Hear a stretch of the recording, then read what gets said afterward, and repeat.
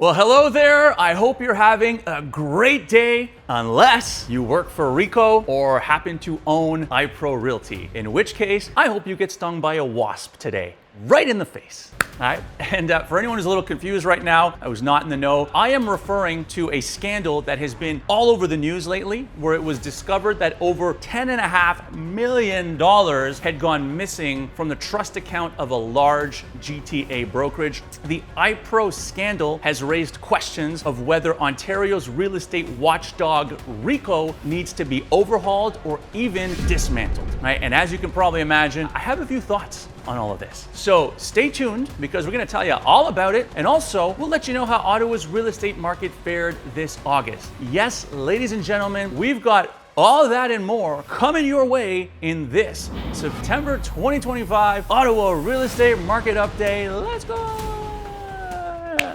We'll give you the lowdown on the massive iPro Realty scandal in the second half of the video, If you want to miss out on all the first half goodness we have for you, like a sucker, you can skip right to that part. Otherwise, you can keep it locked right here and learn about what happened in Ottawa's freehold and condo markets this August. All right, I'm going to give you a couple seconds to decide what you want to do here. Do you stay? Do you skip to the next part of the video? Still there?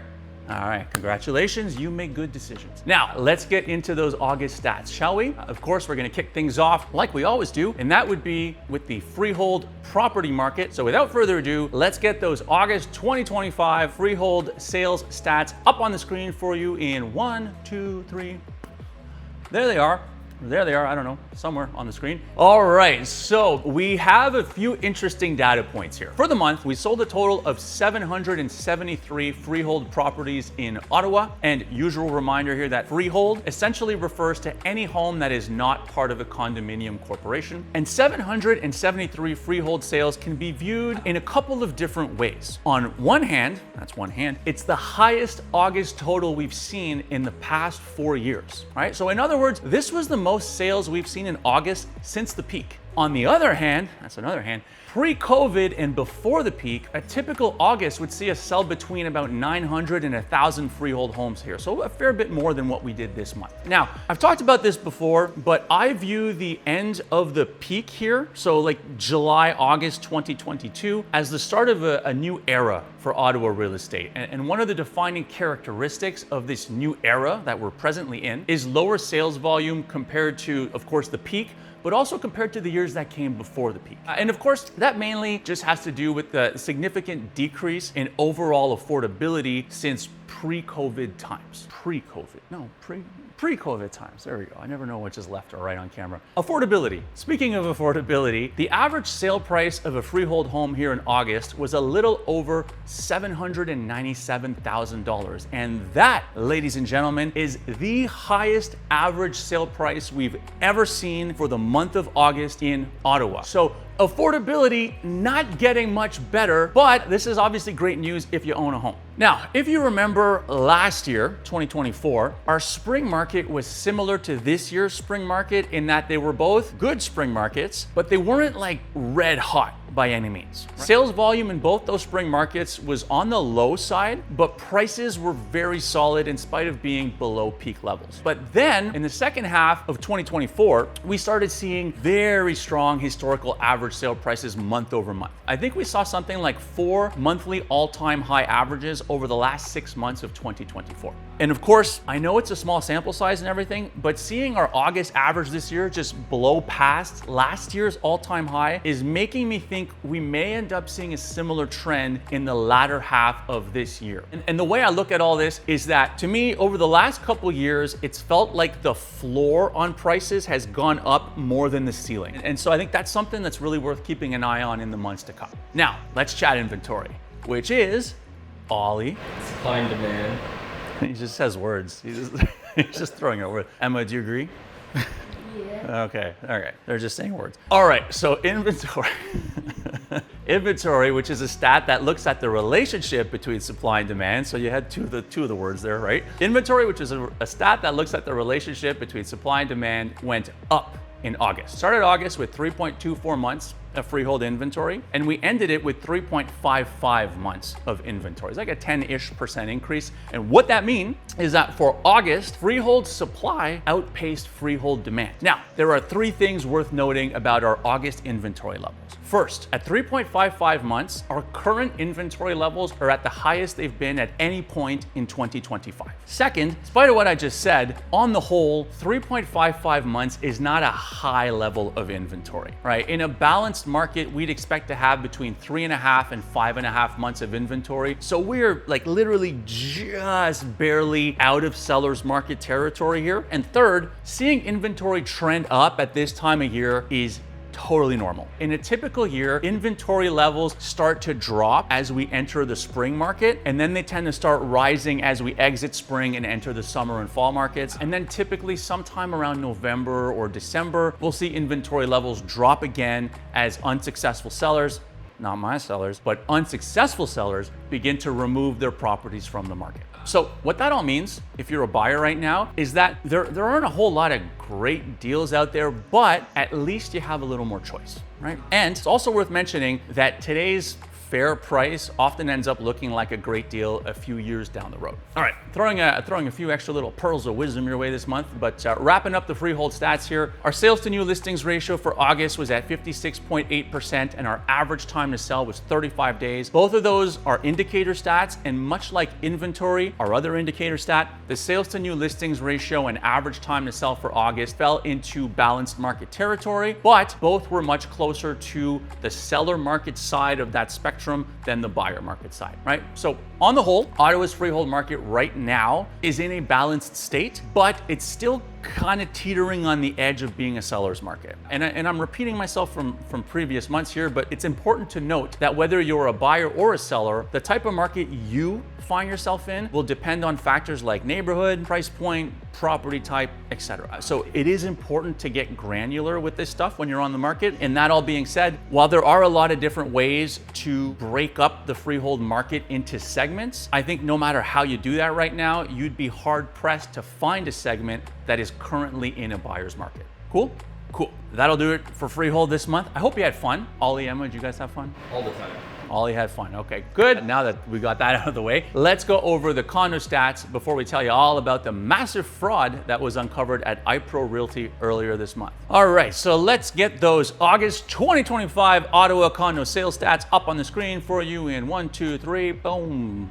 Was not my best segue, but hey, let's get to it nonetheless, shall we? So in August, we sold a total of 265 condos here in the beautiful city of Ottawa, which you can see very well, by the way, from up here in Suite 4401 at Claridge Icon, Ottawa's best appointed condo, which happens to be for sale. Look it up and hit me up. Anyways, the 265 condos we sold here in August was down from the 295 condos we sold in July, a month that comes before August, but it was on par with last year's August total of 268. Now, in a typical August, we'd expect to sell between about 250 and 400 condos in Ottawa. So this year's total falls within our normal range, albeit at the very bottom. And that's something I've said a lot this year when it comes to condos. Now, the average sale price of a condo in August was about $413,000, and that's kind of interesting to me. Here's the thing, and if you watch these updates, you already know what I'm about to say, but for anyone who doesn't, condo prices in Ottawa have been flat for over 3 years now. And what that's meant in practical terms is that for almost every single month during that span, the average monthly sale price of condos has landed somewhere between about $410K and $455K. Now, our August average is technically within that range, but it's the closest we've come to the very bottom of the range since August 2024, right? Where the average sale price hit about $415K, right? So a lot of parallels so far. Now, in August of 2024, the average price for a condo bottomed out and then crept back up from there and really spent the rest of the year around the midpoint of that $410 to $455K range, right? And so far in 2025, August has also been our worst month for condos. And then when you look at years past, we see that it's actually not uncommon to see the average condo sale price here dip in July and August. It doesn't happen every year, okay? So you can't set your watch to it, but it does happen often enough to be what I would consider a bit of a pattern. And so I tried to think of why that might be. And I think it probably has something to do with the fact that Ottawa has two major universities in its downtown core. I'd imagine that a lot of student condos end up being purchased here in July and August in anticipation of the upcoming school year. Those purchases might be from parents who are buying a place for their kids to stay while studying here, and they might also be from investors who are looking to target student renters. In any case, most of these student condos end up being smaller, lower price units, and in months where we typically only see like 250 to 300 sales, an extra 2 or 3 dozen small sales could end up bringing that average down, right? So the other possible explanation, as always, is that it could just be random. Right? Who knows? In any case, it will be interesting to see if condo prices here rebound next month in the same way they did last year. All right, another interesting stat for you coming up here. August also saw condo inventory climb from 3.85 months to 4.24 months. Not only is that a pretty decent little jump, but the reason it's interesting is that this marks the first time that our citywide condo inventory levels have climbed past the 4-month mark since January of 2018.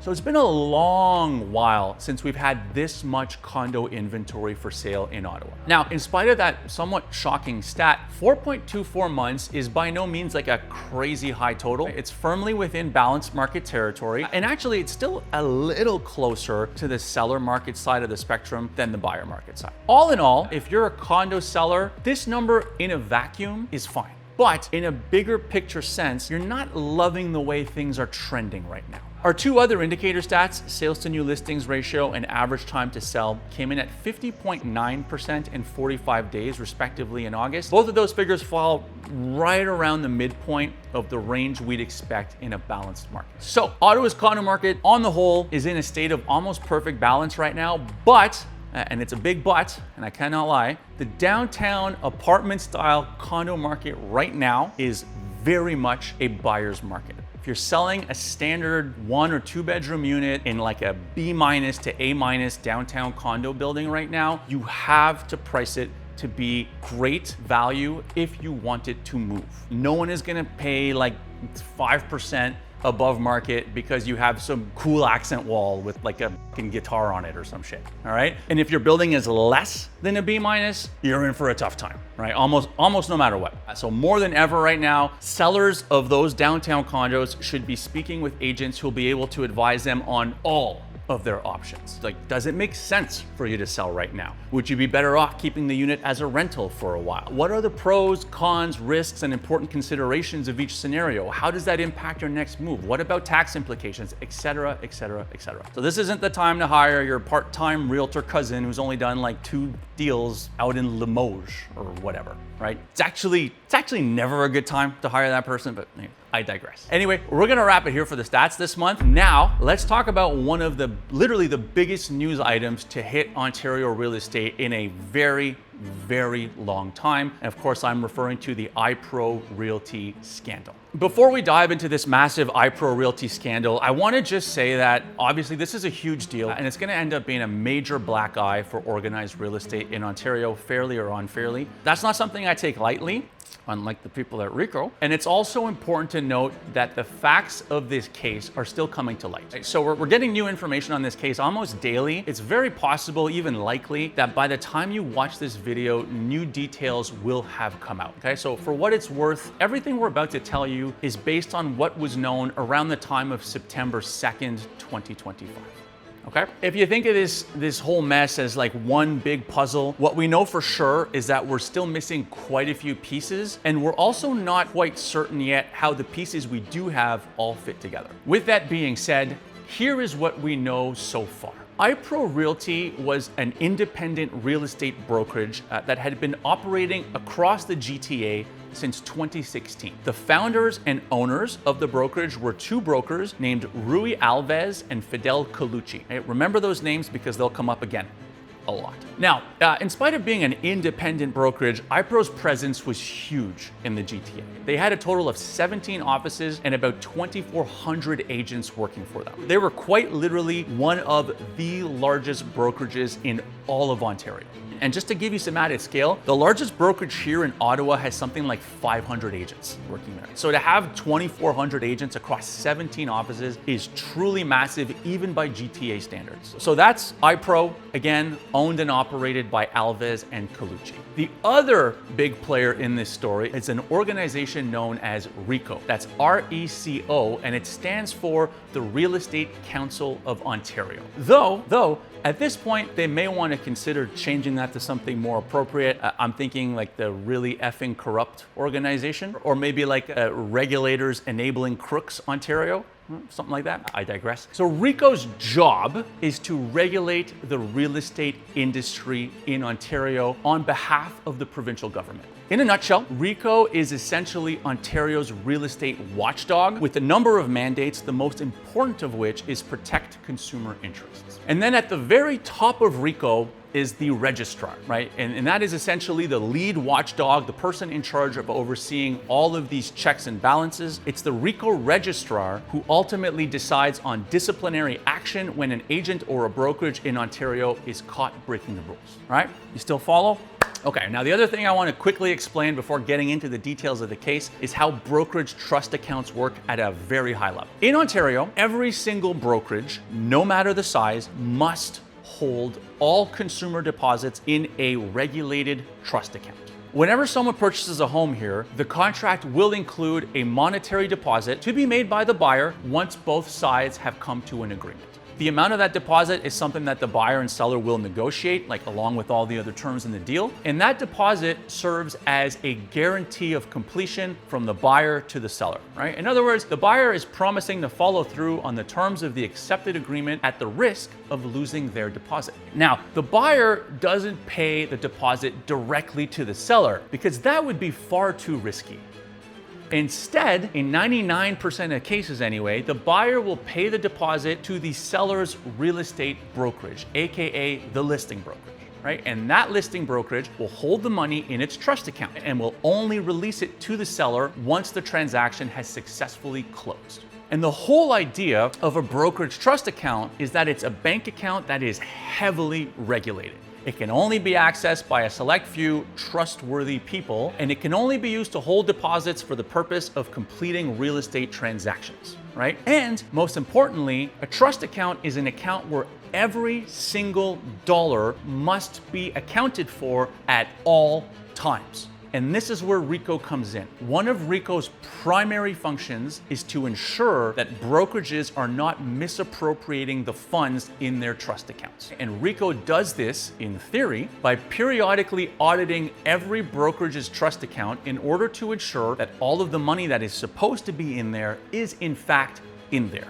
You get all that? So now that we've kind of laid the groundwork, here's what we know about what happened at iPro. We don't know exactly when, but at some point in the first half of 2025, RECO informed iPro that a routine audit of iPro's trust account was set to take place in the month of May. Now, it's worth noting here that this would be just the second time in its history that iPro would be audited by RECO, the first audit having come about 4 years prior in 2021. And again, keep in mind that this is a massive brokerage that literally holds tens of millions of dollars in consumer deposits in its trust account at any given time. So RECO informs iPro of the May audit, and at some point in May, just before the audit is to take place, iPro informs RECO that there is a shortfall of over $10.5 million in iPro's trust account. In other words, almost $11 million in consumer funds have gone missing at iPro. What is known is that it was Alves and Colucci, the owners of iPro, who illegally dispersed the missing funds out of iPro's trust account, which is really just a nice way of saying they stole, right? The reason behind the theft has yet to be publicized, but it is widely believed that these funds were used by Alves and Colucci to pay back investors in some of their other ventures. So basically a Ponzi scheme. And again, this is widely believed to be the case, but it has not yet been confirmed publicly, at least to my knowledge. Back to early May 2025, RECO is made aware of the missing $10.5 million in iPro's trust account. And so what does RECO, the Ontario real estate industry's watchdog, do? Do they sound the alarm? Do they get the police involved? Do they immediately freeze iPro's trust account? I mean, those all sound like pretty reasonable courses of action given the scale of this theft, right? Well, RECO ended up going with none of the above. In fact, RECO decides to keep the matter quiet and allows iPro to continue its operations, business as usual, for about 3 full months after discovering the shortfall in the trust account. Now, RECO has since claimed that the reason it chose to handle the issue in this manner was to give Alves and Colucci a chance, and I quote, to recover the greatest amount of trust money possible for consumers and agents. Whether that was collaboration or collusion on the part of RECO is up for debate, but to be fair, over the course of that 3-month period, the $10.5 million shortfall in iPro's trust account was reduced to $8 million, or so they claim. And now the reason the $8 million figure is significant is this. RECO administers an insurance program that protects consumers against a brokerage's misuse or loss of the funds held in that brokerage's trust account. That insurance policy, however, has a per brokerage cap. What would you guess that cap is? Well, if you guessed $8 million, you'd be right. All right, give yourself a hand and send your resume over to RECO. I think they're about to be hiring. So it was at that point, on August 14th, once the total loss from iPro's theft had been adjusted to within the limits of RECO's insurance policy, that RECO finally went public with the news of the now $8 million of missing public money. And in that August 14th news release, RECO also announced that it had reached an agreement with Alves and Colucci to close all iPro offices by August 19th. Now, in that same public release, RECO also assured everyone that all of iPro's pending transactions would continue to close as usual because those transactions, along with all of iPro's agents and assets, were being transferred to a brand new brokerage called, get this, iCloud Realty. I guess Microsoft Realty was already taken. Gmail Realty not available, right? So now in the days that followed, more news about this whole mess started to trickle out and come to light. And the more we learned, the worse it got.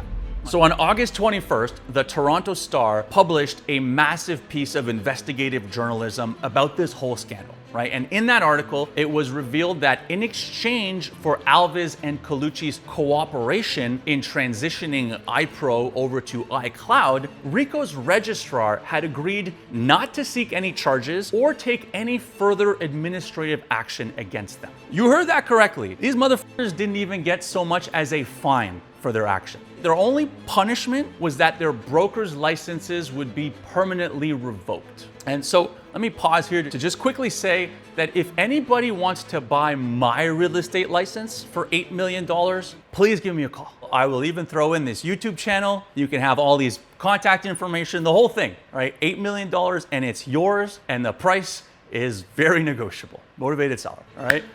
All right, so no charges pursued by RECO against Alves and Colucci. All of iPro's assets transferred over to this new iCloud brokerage, which RECO assured us was, a completely new and different entity from iPro. Not the same thing at all. No. Totally legit, right? So problem solved, right? As all of this was happening, more bits and pieces of information continued to leak out, all of which just continued to make the whole fiasco smell even worse. First, it was uncovered that upon learning of the stolen $10.5 million, RECO chose not to notify police. And it was also brought to light that Alves, one of iPro's co-founders, had recently served as a member of RECO's board of directors, where he had worked closely with the very same registrar who was now seemingly giving him and Colucci a free pass. All of this just smacked of RECO being far more concerned with protecting its own and saving face rather than fulfilling its mandate and protecting both the public and its members, aka the 100,000 or so realtors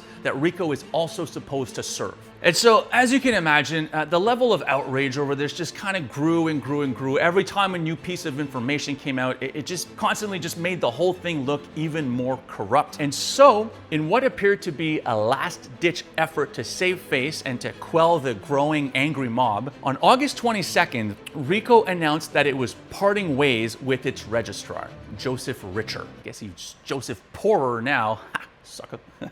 So immature. Even though the news of the registrar's departure was welcomed, as you can imagine, the prevailing sentiment remains that there is still a lot of rot left to be dealt with at RECO. Getting rid of Richer felt like more of a desperate attempt to save face, by offering up a sacrificial lamb, rather than a true indication that RECO was committed to making meaningful changes to the way it operates. Their whole attitude throughout this process there was almost like a tinge of indifference, or like they didn't really understand the seriousness of this. Also, I don't think there's anyone out there who believes for a minute that RECO's board of directors was kept in the dark on the issues at iPro, or that Richer, the registrar, acted as some sort of lone wolf in deciding how to handle the case, right? And so that, ladies and gentlemen, is the iPro mess in a nutshell. Now, what is being done to clean this mess up, right? In other words, where does everything stand today? Well, after the Toronto Star's initial report on the missing funds and RECO's seeming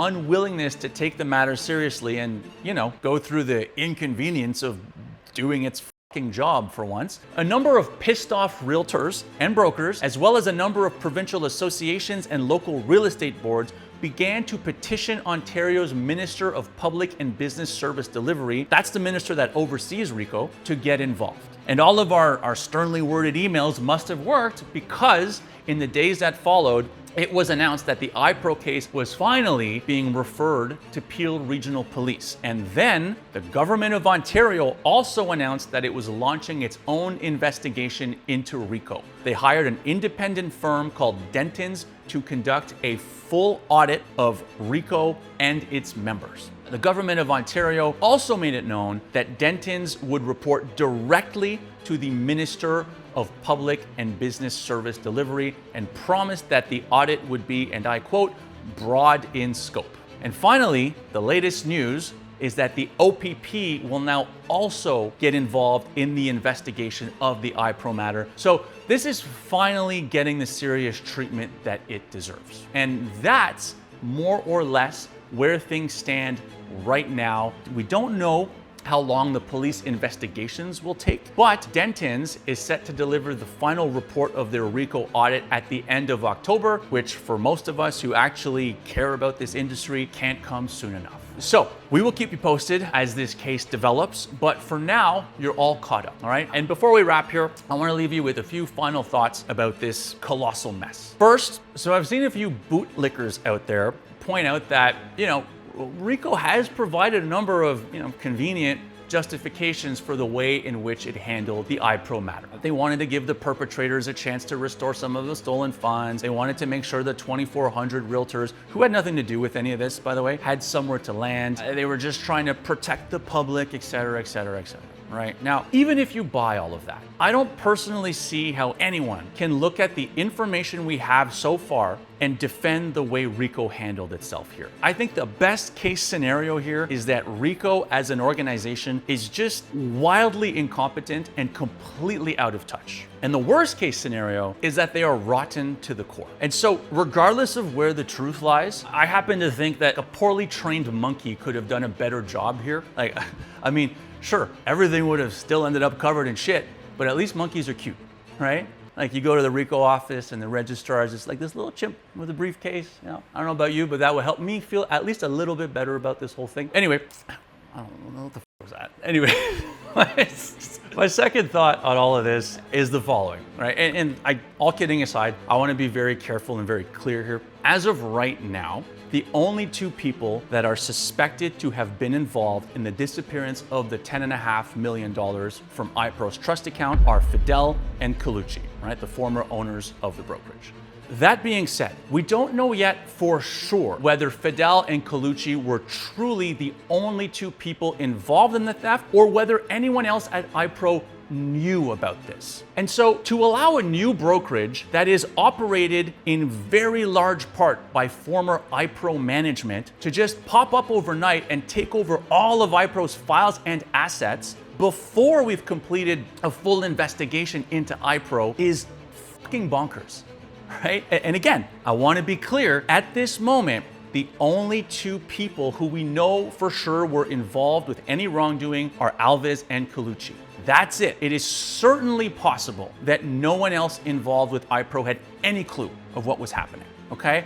With that being said, I still think you'd have to be insane right now as an agent or a consumer to get into business with this new iCloud brokerage or whatever the they end up calling it after Apple is finished suing them. All right. I personally would not go anywhere near it, at least until after all the dust has settled on the iPro investigation, and even then. Third, I got two more here. If I was an agent or a consumer who completed a real estate transaction with iPro after May during the 3 months in which RECO allowed iPro to continue operating in spite of knowing about the missing trust funds, I would be livid right now. And it would not surprise me one bit if we saw class action lawsuits filed against RECO as a result of all this. It's estimated that about $23 million passed through iPro's trust account during the 3-month period from the time RECO was made aware of the fraud to when they finally froze iPro's trust account. So there are now $8 million, which were supposed to go to closing out transactions and paying agent commissions,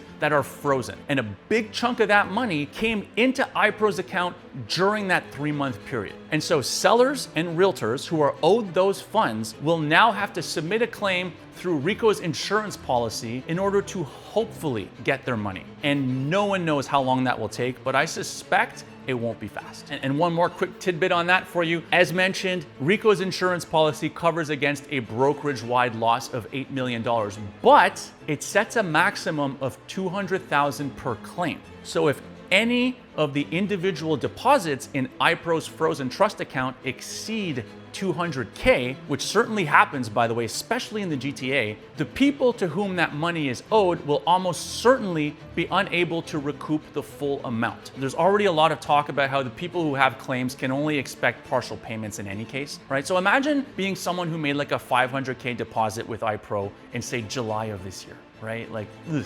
My final thought on all of this is that this is going to be yet another black eye for organized real estate. And as somebody who truly loves this profession and who genuinely believes that a great realtor is worth their weight in gold to a consumer, obviously I hate to see it. And I know a lot of others share that feeling because unfortunately when stuff like this happens, every agent gets lumped in with a small handful of bad actors. It's important to note here that this was two brokerage owners, not agents, right, committing fraud. And a huge chunk of the funds that these brokerage owners stole were actually supposed to go toward paying agent commissions, which again are now in doubt, right? So like imagine if you worked your ass off at whatever job you have for 3, 4, 6 months, maybe even a year plus, and then found out that all of that money you earned during that time had been stolen, right? That's what a lot of agents are facing right now. And so as consumers, keep in mind that obviously the agent you work for is super important, but so is their brokerage. And like I sincerely believe that the iPro mess is an isolated incident. I think your money is by and large very safe when it's held in a brokerage's trust account, especially when that brokerage is reputable. That being said, if you are concerned about the safety of your deposit after hearing about all this, no one can blame you. Just know that there are various measures you can take and various ways that you can structure your real estate deal in order to provide added layers of security. I won't get into all the details of that now. That could be a whole different video, and this one's already super long, okay? But just know that you have options. And if you'd like to know more about that, or if you have any questions about anything we've covered today, or really anything real estate related at all, you can always reach out to me directly using the contact information below, right? And of course, you can also use the Calendly link that we put in this video's description in order to access my calendar and book a discovery call with me at a time that works for you, all right? So that will do it for this month, everyone. As always, thank you for watching. I'm Serge Papineau with the Papineau Group. I think stealing is bad, and we'll see you next month.